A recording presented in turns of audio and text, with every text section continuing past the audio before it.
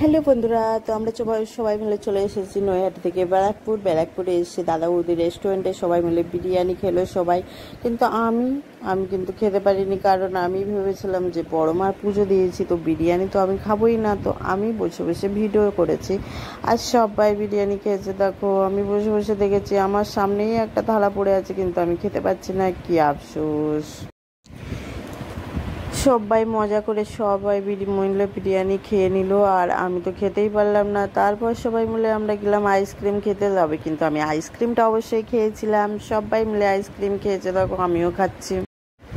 তারপর আইসক্রিম খাওয়ার পর বাচ্চারা একটু ফটো তুলে নিল সবাই মিলে আইসক্রিমগুলো ধরে।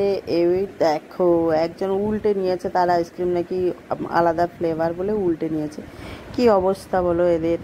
তারপর আইসক্রিম খেয়ে আমরা সবাই মিলে চলে গেলাম বিরিয়ানির কাছে। বিরিয়ানি আমরা এখান থেকে বাড়ির জন্য প্যাক করে নেব, তার জন্য এখানে চলে এসেছি।